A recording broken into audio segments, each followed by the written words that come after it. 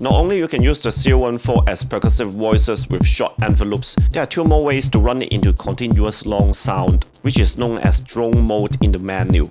To see the most obvious result of this demonstration, we are going to set all the sources and its target depth to the minimum. Make sure you have reset 3 of them.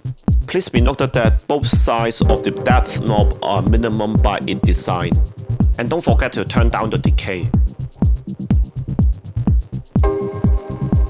The first method is to use the LFO to modulate the amp.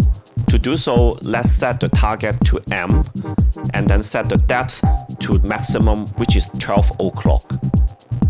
In case the VCA is not triggered, press the button to trigger the reaction.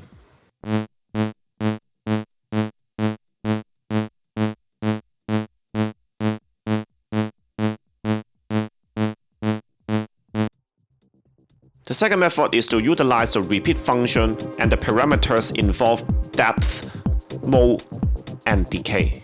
First, set the source to repeat.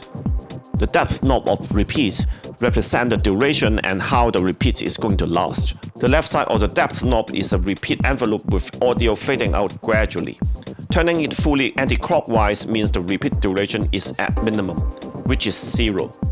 The right side of the depth knob is a repeat envelope with equal amplitude. On contrary, tuning it fully clockwise means repeat is at maximum, which is infinite. And that's how we get our second drone mode out of it. After tuning the depth to fully clockwise, we will then set the mode to the maximum.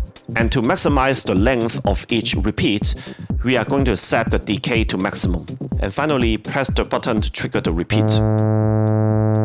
And of course, you can use the filter to shape the sound as you want. Press the button again to stop the drone. In this situation, the button acts as an on-off button for the drone mode.